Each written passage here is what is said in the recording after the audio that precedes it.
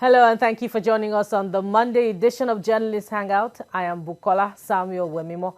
Today on the program, Inspector General of Police bans FSARS, other tactical squads from routine patrols, as Vice President Osinbajo describes SARS conduct towards young Nigerians as unacceptable. Northeast elders throw weight behind Governor Zulum's call for help from Chadian soldiers as MNJTF seeks support of Cameroonian military. And later on the show, English Premier League champions Liverpool suffer 7-2 disgrace against Aston Villa as Tottenham humiliates Manchester United 6-1 at Old Trafford. I will be hanging out with Babajide Kolade-Otitoju while Gani Kayode-Balogun, GKB, will join us via Skype. Journalist Hangout starts now. Very good to have you join us. But before we go into our discussion for today, let's take you to Osun State, where the Queen of Akpomu, Olori Janet Abah-Labi, one of us on Journalist Hangout, launched the Akpomu Women Cooperative to support women with interest-free loans.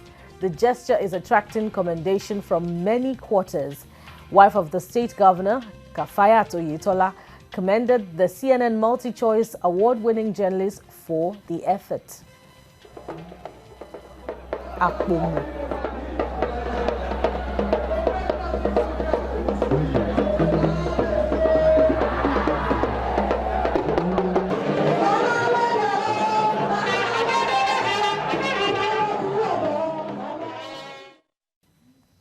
Yes, thank you for joining us on Journalist Hangout, as I also welcome Babajide Kolade-Otitoju. Welcome to the program. Thank you so much. And Gani Kayode-Balogun. Welcome to the program. He joins us via Skype. Always a pleasure. So, first of all, our colleague Janet Abah-Labi, congratulations on that effort.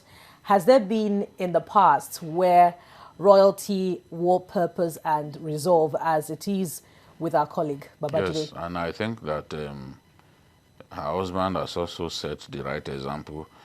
During the lockdown, he did so well, feeding the people, just generally getting the people to realize that when young and exposed people have the privilege of being traditional rulers, they can really do that job with tremendous purpose. And that's what we've seen in Janet. Whatever she applies herself to, you can be sure of success. And I'm really happy for the couple, and we can only wish them best of luck on this effort, of course. So let's go straight into our discussion for today. I'm sure the advocates of the End SARS campaign will heave a sigh of relief now. But what are the odds and the ends? Let's start with the studio. Babajide Kolade-Otitoju. First of all, how do you react to this development? Yeah, I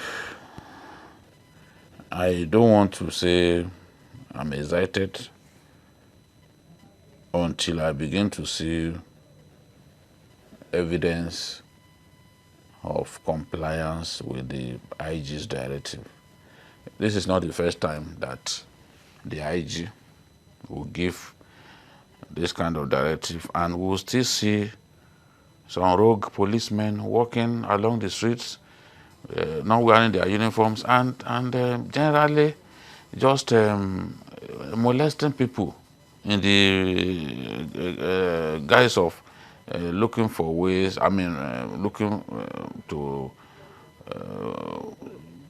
make our society less, free of crime. The truth is, when you are told SARS, SARS, SARS, a lot of them are not even SARS men. They belong to different tactical units within the police. Some of them just exploit the opportunity of the fact that, yes, they could be moving around without uniform, without name tags, without any means of identification, and nobody will stop them. So they go around harassing Yahoo boys are their targets really, and what they do is they work with some people who know the Yahoo boys very well and have information about them. So they go for these guys, knowing that when you get hold of a Yahoo boy, he's prepared to part with up to ₦1,000,000 to buy his freedom. So people who are supposed to be members of the anti-cultism unit of the police, anti-kidnapping unit, Save Highways, they've all now become what we all call the SARS men, because they dress like them. Some of them will just wear what you call this polo shirt of mobile police unit. They usually write gallant mopol on them. You just see them. They will just dress. Sometimes they put on a pair of jeans, because there is no supervision. There is a huge deficit of supervision deficit in the police. Compliance is just not enough. And it still boils down to the issue of funding. If, for example, you say, okay, X squad, go after these people. Who funds the vehicle that who puts petrol in the vehicle that will then be used to go chasing those who are not complying with the directive of the IG? During Abah-Balogun's time, we had the X squad. Policemen guilty of aberrant behavior are usually arrested, either for extortion and all that. That has gone down now. Policemen are misbehaving on our highways, on our streets, and they get away with it. So I like the fact that the directive has been made, but the devil is in the compliance. Are we sure that it will be complied with? Because even today, and there is that video, I hope the producer can play the video. Even today, after the IG's directive, some men still went to a computer village here in Lagos, carrying their guns, dressed in mufti, and doing their usual rounds of harassing people for money. After the IG made the directive known to everyone. So what's going on? Is it that they were not aware that the head of the police gave the directive? So I'm not excited. I'm not excited. I share the anger of the VP in saying that I'm very concerned, in fact, sometimes angry about what I see happening to young men and women who are arrested and in some cases maimed or killed by men of the police. He then went on to say that it is completely objectionable, it is unacceptable, killing of young people or anybody for that matter. So I like the fact that, yes, we have responded. Well, he said the president is aware. He said he has spoken with the IG. But how do we enforce this? He has said something new this time, that's the IG, that police commissioners will be held accountable for the irresponsible behavior of men under their command. I hope that this is implemented to the letter. Because if we do not do that, honestly, by tomorrow you could hear that some rogue policemen have gone back to computer village to go and harass people again. It is consistent with their behavior, So I just hope that sanity will prevail. We don't need the police, rogue policemen, to be soiling the good image of responsible policemen the way they are doing. They're just giving everybody a bad name. BK, I pick something very important from your analysis now, which is lack of supervision. That is the critical problem here.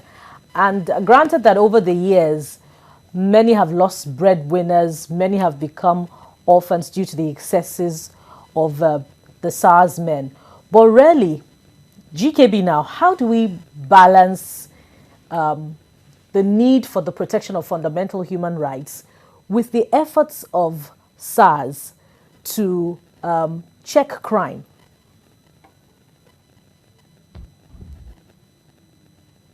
I think the problem we face is that we create superstructures on top of normal structures. And then down the line, the superstructures now go over the normal structures. So when we created the SARS, it was basically an answer to the problem of armed robbery in Lagos at a particular point in time. But now, you've taken away the job of the ordinary policemen on the streets to affect crime in such a way to ensure that things are done properly. The superstructures that we are creating, all these tactical units, are supposed to be one-off things. They are supposed to be done in such a way to solve static problems over a particular period of time. Then they disturb part of the system. But we keep creating all these tactical things on top of the superstructure, thereby not only affecting morale of normal policemen, but also ensuring that some people are bigger than what they are supposed to be. All over the world, there's something they call internal affairs. These are the policemen whose job is to arrest and deal with rogue policemen. That's their job. But in Nigeria, we keep creating structures like SARS, like anti-cult unit, that will give people the impression that these people are the law. And that's why most members of the Nigerian police who are not in this squad treat this squad with suspicion. And that's what is the danger. We have to go back to the basics. Return to what the policing is. Allow internal affairs to handle the discipline of policemen. And then give total control to CP. I've seen examples in the last few months where certain officers will come from Abuja and override whatever is happening in that state. I've seen cases destroyed by these officers under different names coming to town, and 2 years, 3 years of surveillance by local officers are thrown to the dogs. And this is why we need to work very clearly. And that's the only thing we can achieve. BQ, I'll ask you the same question in a different way. We know the work of the FSARS, which is to check anti-robbery, and you talked about them going after Yahoo boys, really. But with this SARS directive, are we throwing away the baby with the bathwater? And what are the downsides to it? No, the directive is for them to stop routine patrols, mounting of checkpoints, and harassing of civilians, asking people for their phones and all that. That's what they've been told to stop. SARS still remains, and I'm happy to have SARS remain, because SARS is truly feared by criminals, no doubt about it. It's just that some irresponsible policemen, including members of SARS and non-members, have now given SARS a bad name. Otherwise, the idea of SARS is a good idea. And I've seen members of SARS do a good job on a number of occasions. I once talked about what they did in Borno State the other day. SARS men rescued soldiers who were kidnapped by Boko Haram. It may not be big news in our country, but it happened. And no one can deny it, because we have proof, we have videos. They rescued soldiers who were taken away by Boko Haram. And I've said, look, if you arm these tactical units of the police very well, you provide them with all that they need, they can do a good job. But the bad eggs are the ones who are causing all the problem. Because, look, the lust for money has clearly taken over. You do not belong to EFCC. What is your business tackling cyber crime on the road, on the streets of our country? That's where you want to nail people who are guilty of cyber crime. No, it's an electronic crime, as the VP said. It takes a lot of hard work to actually catch these people. A lot of people, you are just suspects, you take them away and you extort money from them.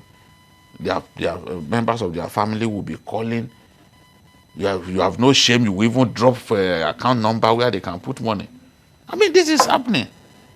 The SARS men have been arrested before after stupidly dropping their account number for people to put money. Some have taken people to ATM points before to get them to where you tell them, I don't have money, I'm broke. They frisk you. Once they can't find money, they say, okay, since you have an ATM, let's go, ATM card, let's go to the machine. Yeah, to the machine. In today's world, somebody could be so foolish, not realizing that as soon as that money is transferred to your account, you provided an evidence with which you can be nailed. So this is the thing. We need to, people, how do we identify the bad eggs? It's important to identify the bad eggs. People who are members of, who are just a part of the divisional patrol and guard, parading themselves as SARS men, you know, people who have nothing to do with SARS, parading themselves as SARS men. So if the IG would ensure that his directive is complied with, as we used to have with the S-Squad and the IG monitoring team of those days, who used to arrest policemen found with cash in their pockets, then I think we'll go far. Whatever step that we must take to make our police less corrupt than it is, we have to take those steps. I understand that in some countries, their uniforms, they don't put pockets in their uniform, so that there's nowhere you can put money. So that discourages them from taking money from people. But I know that if they try it in Nigeria, they are going to create a small somewhere in a bush where people will be told to go and drop money so that they don't physically then take cash from people. I'm very certain that they will do that. Or get someone in the neighborhood who will be the custodian of the cash for them. We need a police that is truly free of all these shenanigans, all this nonsense. But there's a way the policemen do it on the highways. They turn the back of their left hand and then you just drop the money and then they go. And where did they? I'm saying they should not soak their uniforms. They should not sew pockets into their uniform. The way it is now, even the pockets are so deep that they'll always find a way around that. So they should first don't put pockets there. So we'll see where they want to put the money. Maybe they'll put in their underpants. Okay, we're still looking at a very big problem in the force, which is corruption. Which Babajide has touched on. But let's share this recent video of another SARS.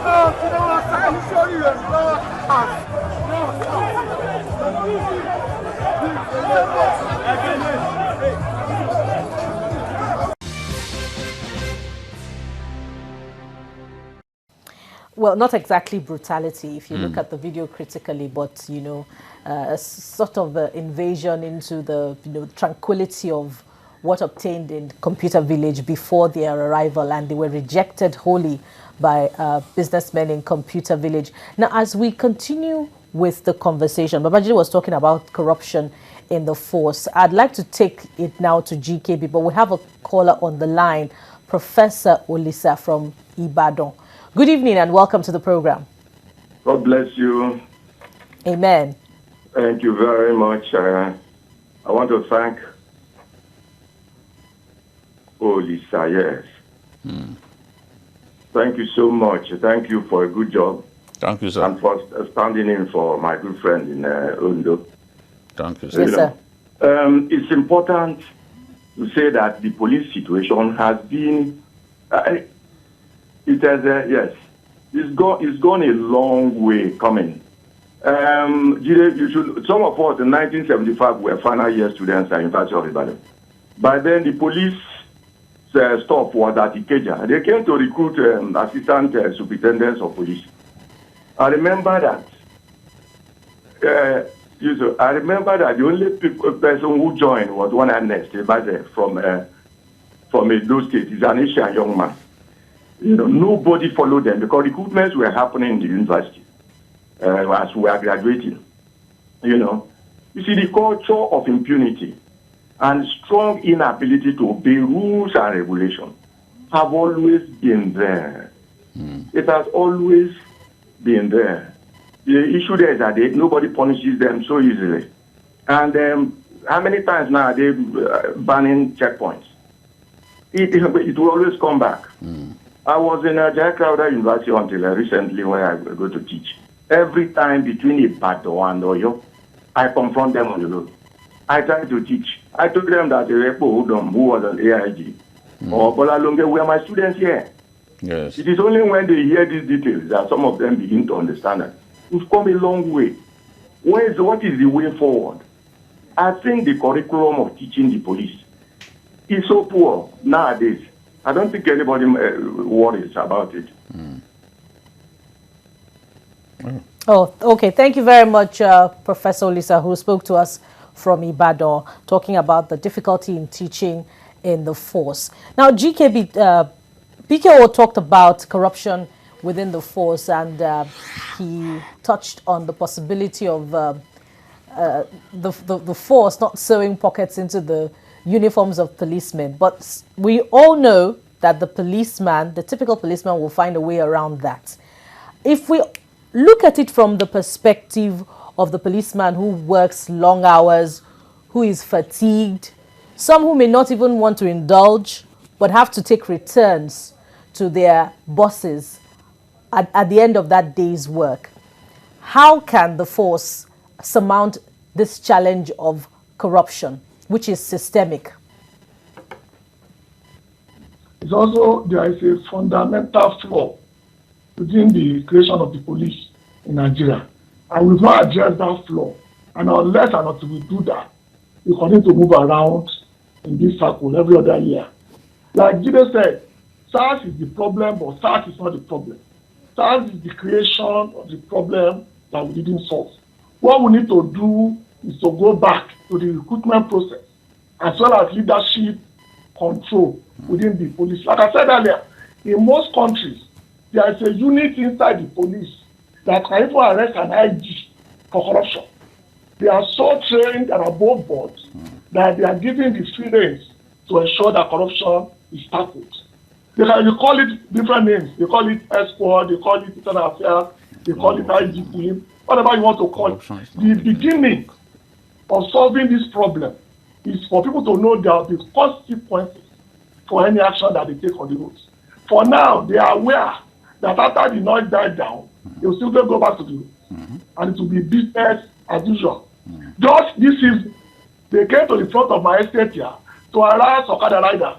I have to come down when they saw me that they have to go away. They could not explain to me why they have to come there to harass people. It's part of the impunity that they've enjoyed for so long that it becomes impossible for us to change. The only way to fight corruption is to create a unit, independent of even the IG, call it any name you want, and give them the powers to arrest any policeman that they've investigated has done something wrong. And once they do that, they have the right to now prosecute. Because what we have now is not the normal noise. They will be arrested, they will be paraded, and that will be the end of it. This roadblock is a normal routine. We've been down this road nothing less than 14 times in the last 10 years. Almost every IG has given this order, and nothing has been done. I remember there was a time when the immediate past CP of Lagos was on seat, and he told them that any policeman you see report to a particular number. Nothing happened because people were looking at policemen, they were calling, and nothing happened. They come back the next day and still harass you. I think what we need to do clearly is look at the police act and then make sure that you put control and things that will make sure people answer for the action. Or else they are just talking for the sake of talking. So, Babajide, will an independent body to check corruption within the force, will it work? I'm not sure. Corruption is also one reason why it will be difficult to work.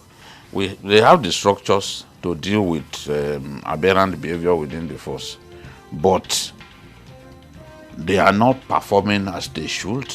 The so-called IG monitoring team, monitoring squad, or the X squad, because of corruption. You catch people, after some time, they will give you some money, and then you leave them alone. Or sometimes you catch people, and then one big man, one big politician will say, "Oh, that person is my person, and please release him." That's how the S squad or the IG has not functioned the way it should function. Corruption has come in. People now see it as an opportunity to make money. Arrest your colleagues and money changes hands, you leave them alone. Are we sure that even if it's an independent team that is constituted, that corruption won't also destroy the even that independent whole idea? body? Yes, because corruption is such a big problem in our nation. We must not deceive ourselves. People make up institutions, so the change has to start from the individual. Still to come, Northeast elders throw weight behind Governor Zulum's call for help from Chadian soldiers to crush Boko Haram as multinational joint task force MNJTF seeks support of Cameroonian military. Stay with us, we'll be right back.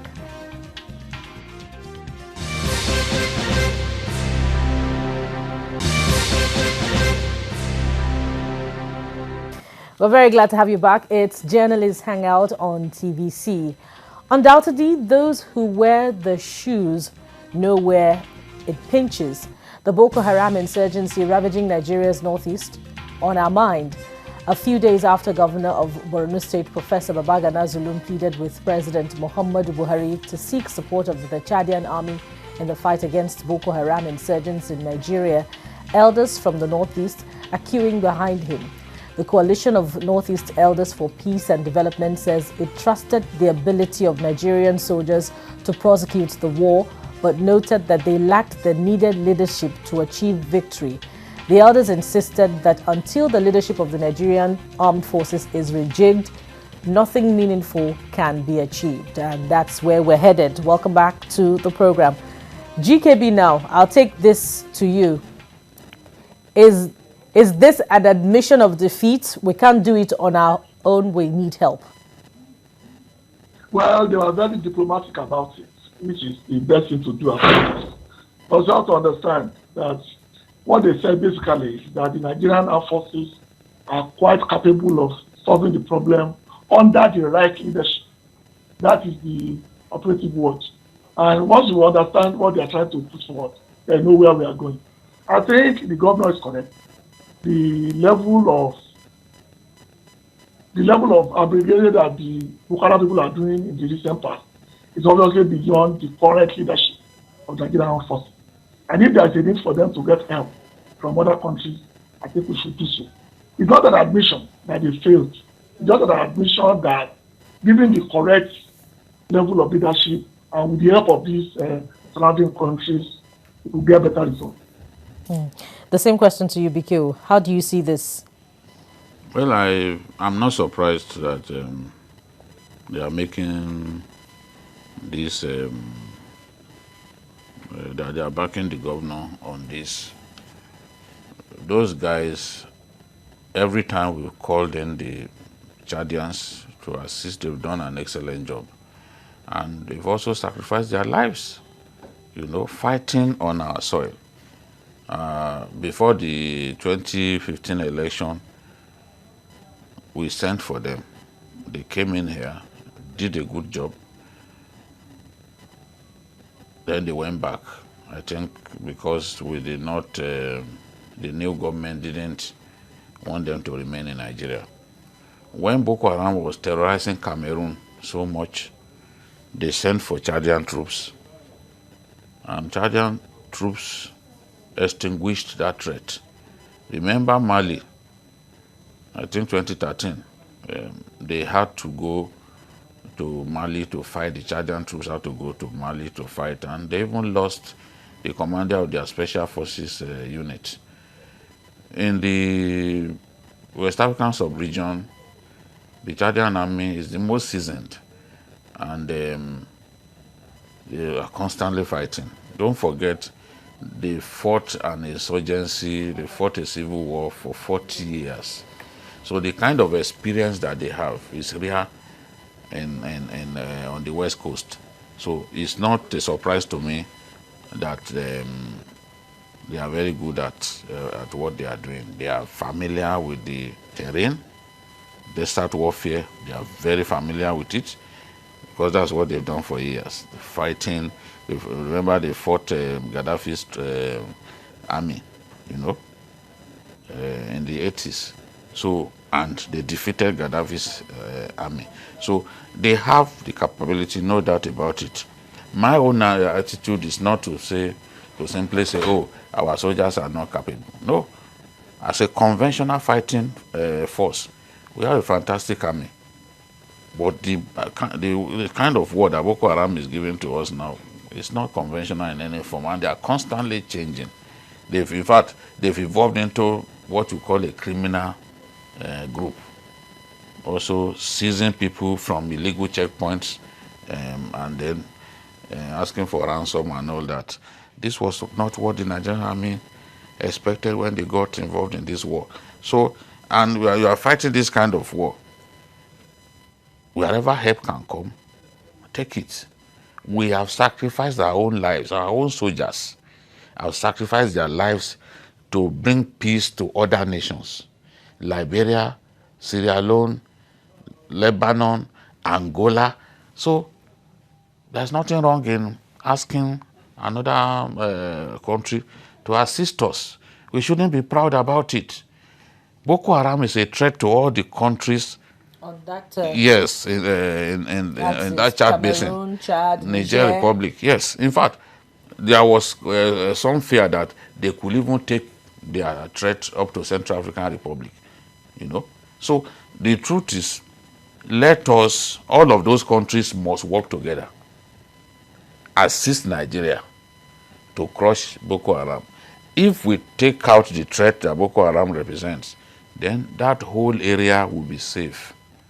Because, a lot of people depend on trading in that area for their livelihood, trading in fish, in agric produce and all that. So all the countries that make up the multinational joint task force must come together. And I will want to see even the mandate of the MNJTF expanded to the point that fighters on the side of MNJTF should be able to go deep into a country wherever they can seize threat and snuff out the threat.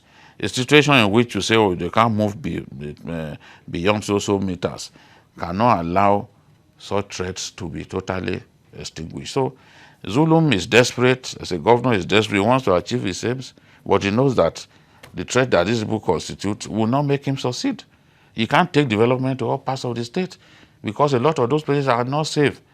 And if they don't deal with the security problem, he could even pay with his life. You've talked about that extensively. Yes. In recent weeks. Yes. But now, one group is saying, hey, be careful, and they're called the Citizens Against Insurgency.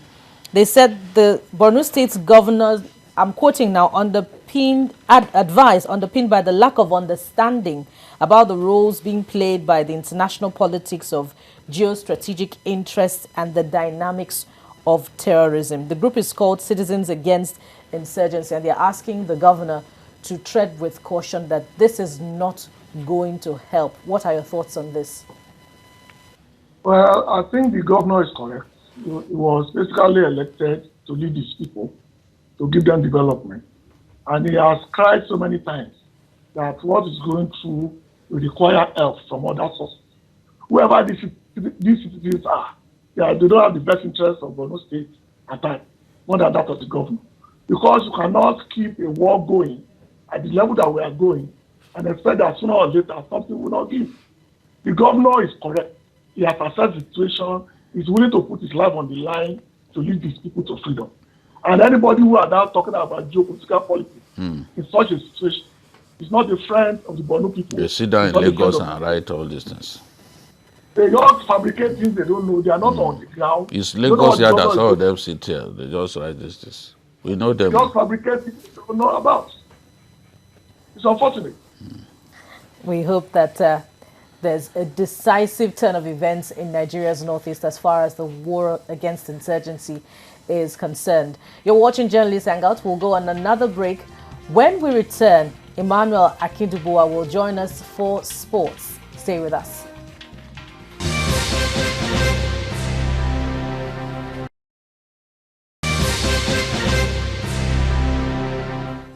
You're welcome back to Journalist Hangout on TVC. Surprises, dramatic moments. That's what the English Premier League is known for. All these were on display at the weekend, and it was an unforgettable night for Aston Villa, which dented the pride of champions, Liverpool, with a 7-2 whitewash at Villa Park. Soccer enthusiasts watched with disbelief as Liverpool endured one of their heaviest ever defeats. A bigger humiliation came the way of Manchester United, who were thumped 6-1 by Tottenham Hotspur at Old Trafford. And I welcome my colleague Emmanuel Akindubuwa to Journalist Hangout. Good evening. So Emmanuel, I'm going to start off straight with you. All right. Two major upsets. Did you see it coming?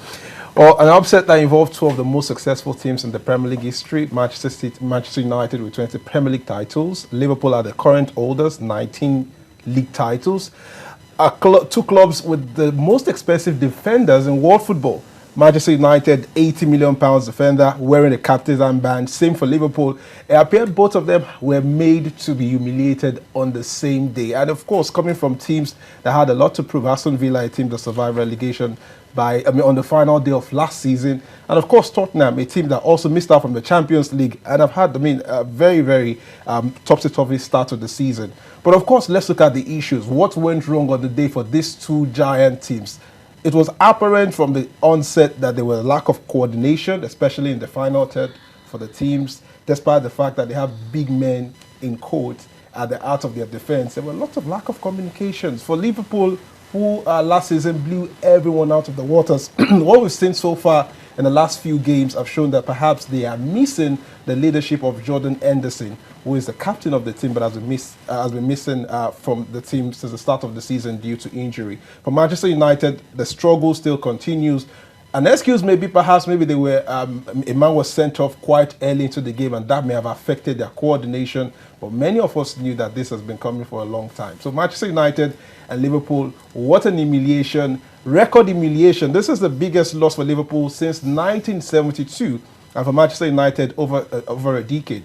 The last time they lost scandalously of this nature was against Manchester City in 2011. So a remarkable night, but of course, the biggest winners is the Premier League. So much drama, so much excitement, and of course, perhaps that's why it's called the most entertaining football league in the world. Mm-hmm. Babajide, I'm sure you watched the match as well, or maybe the reviews. So do you agree with Emmanuel that these are the factors responsible for these major upsets? Yeah, not anyone familiar with Manchester United's current form would not be surprised that Manchester United got beaten by Tottenham Hotspur at home. The last game against Brighton hit the post 4 times. In fact, one player, Trossard, hit the post 3 times. So if all the big attempts by Brighton to score had scored the bullseye, Manchester United would have been beaten by a wide margin. And of course, with Mourinho, one of the best match readers on the planet, you would expect that against his former team, he would have told the boys how to approach the game. He was familiar with the weaknesses of the Manchester United team, and he still feels bitter about the way he was treated. Mm-hmm. He asked for players were not provided, and eventually he was told to go. And he's always complained about the fact that the team was not ambitious alone. Yes, Manchester United is a fantastic business entity, but the footballing side had not been taken care of for some time under the current owners of the club. So it's not entirely a surprise, but I think that the turning point was also that red card. When two strong teams play against one another and you lose one player, it can make a big difference. So because the threat that Manchester United could constitute up front was effectively nullified with the red card to Anthony Martial. So it's for me as a Manchester United supporter, I was happy that Liverpool got beaten by such a wide margin, 7 goals, because people will now see that this league is unpredictable. The 2 most successful have happened to teams that are not as successful as Liverpool and Manchester United. You know, Liverpool has won more league cups than any team in England. Man U has won more FA Cups than other clubs except Arsenal. So, and Arsenal has never won an European Cup. Manchester has won it 3 times. That's the Champions League. And Liverpool has won it 6 times. So these are the best teams. I mean, the most successful teams in England. And to be so beaten like that reinforces the fact that it's a very unpredictable league. And this year we are going to see a lot more surprises. A lot more surprises. Okay, GKB, lastly, and make it brief. Do you agree with BKO on Manchester United and the Mourinho factor? Yeah, it is obvious that once Martial was given the matching orders, that the team became formless. And that's what led to the heavy defeat that they suffered. But Jide was not correct about them being the most successful clubs in England. The most successful club in England, of course, remains Arsenal. Outside the shores, yes, but within England, outside the... You are deceiving yourself. Let's get that fact right. So it's time now to rate team a European failure like Arsenal. They got to 3 European Cup finals under Arsene Wenger and never won anyone. Then, like I said, and then they got to the final of the Europa. No. When you are, how many league titles have you won? Hold on. Within the shores of England, within that tiny island. When was the last time you won a league title? So I just want to give my condolences to the 2 teams. Perhaps it's referring to the most successful London club. You are a small London club. So in London, even Chelsea in the last 10, 12 years, Chelsea has been more successful than Arsenal. Chelsea has won the Champions League. Chelsea has won the Europa twice, 2 times. You know, defeating Arsenal 4-1. 4-1. You know, I like this contention, gentlemen, and that's why I'm going to ask you to be the umpire. I'm happy that we are working a lot. So who would you say? Liverpool will say king between BKO's disagreement and GKB's disagreement? Manchester United or Arsenal? It's one word. I think, like they don't say, take records don't lie. I think Manchester United are biggest. I mean, are the bigger team. 20 Premier League titles compared to Arsenal's 13. They've won 3 European Cups. They've won the Europa League. They've won the Club World Cup. These are laurels that Arsenal can only dream of. But of course, Arsenal on their part, they've won 14 FA Cup titles, which is a record on its own. And of course, they've had a very interesting start to the season. All right, GKB, your condolences will be short-lived. That's the verdict. Manchester United are the bigger team. You are the biggest club in England, in London, I agree. All right, thank you, gentlemen. GKB, Gani, Kayode-Balogun, and Babajide Kolade-Otitoju, and of course, my colleague Emmanuel Akindubowa. Thank you very much. Pleasure to be here. That's it on Journalist Hangout for today. Join us again tomorrow for another edition of the program. You can also watch Journalist Hangout on other platforms showing on your screen and on YouTube at youtube.com/TVC News Nigeria. Our feedback channel is Journalist Hangout at tvcnews.tv. I am Bukola Samuel Wemimo. Bye for now, and God bless Nigeria.